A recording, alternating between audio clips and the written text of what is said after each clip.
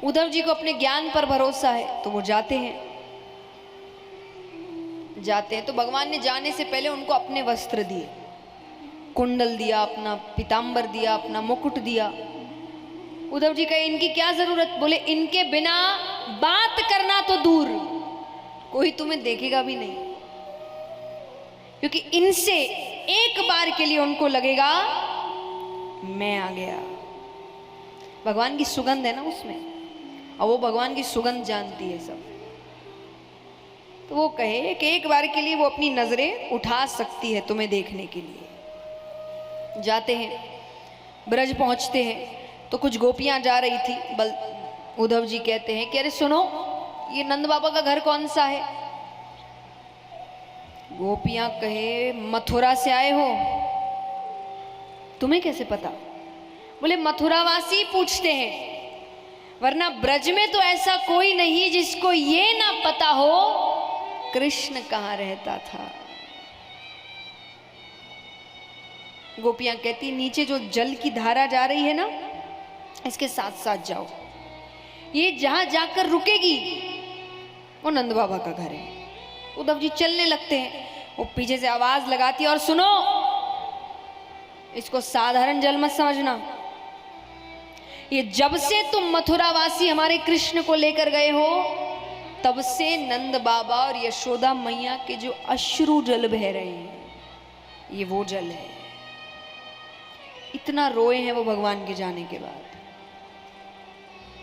अब वो जाते हैं, घर पहुंचते हैं, आवाज लगा रहे हैं, नंद बाबा, ओ नंदराय जी। एक व्यक्ति बाहर आता है, कहो।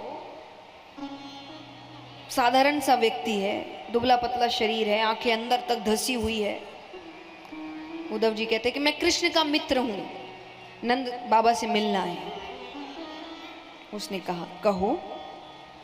मैं नंदराय। भगवान ने सबका हुलिया बताया था, कौन कैसा दिखता है। वो हुलिया बिल्कुल भी मेल नहीं खा रहा। वो प्रणाम करते, गलती तो हुई, भगवान जो भी है तो भगवान के पिता का रोल निभाया है उन्होंने, तो प्रणाम करते हैं, माफ करना मैंने आपको पहचाना नहीं। इनको बैठाया जाता है, इनके लिए भोजन लेकर आते हैं बाहर से, घर के अंदर नहीं है कुछ भी। और जब नंद बाबा बाहर गए तो उद्धव जी उनके घर का रसोई घर देख रहे हैं, तो उसमें जाले पड़े हुए हैं, मानो जब से कृष्ण गया है इस घर में खाना ही नहीं बना।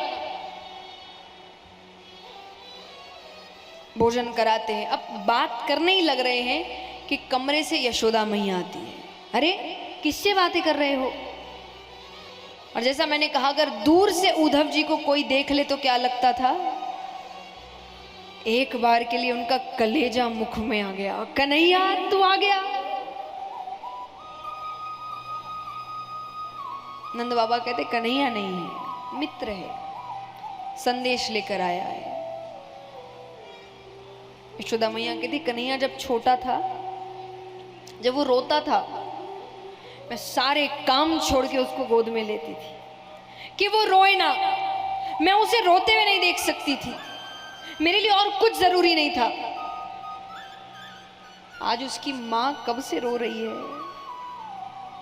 उसके पास समय नहीं है, एक मित्र को भेजा है।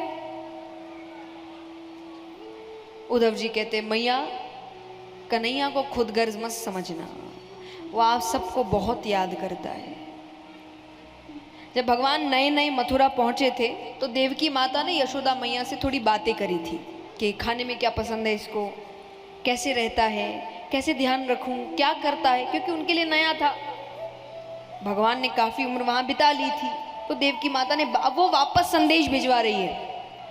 तो देवकी माता ने कहा कि यशोदा धन्य है तेरे लालन पालन को, लेकिन तूने कहा था कि तेरा बेटा बहुत शरारती है, बहुत चंचल है, दिन भर बाहर घूमता है, घर में पैर नहीं रखता। यहां वो घर से बाहर पैर नहीं रखता। चंचलता तो दूर, मैंने उसको ठीक से मुस्कुराते हुए नहीं देखा आज तक कि खुलकर हंसता कैसे है। तुमने कहा था तुम्हारा बेटा खाने पीने का बहुत शौकीन है, तुम उसको दिन में 8 बार भोजन करवाती थी। मैंने एक बार उसके खाने में गौरस से बनी एक मिठाई रखी, जो कन्हैया थाली को हाथ जोड़कर बैठता था, उस दिन थाली छोड़कर चला गया। भगवान जाके उद्धव जी से कहते हैं, देवकी माता से कहना मेरी थाली में गौरस से बनी कोई चीज ना रखे। मुझे यशोदा मैया की याद आती है, वो मेरे लिए बनाती थी ये सब। मुझे मेरे ब्रज की याद आती है। यशोदा मैया इससे ज्यादा सुन ही नहीं पाई, बेहोश हो गई। नंद बाबा उनको कमरे में सुलाते।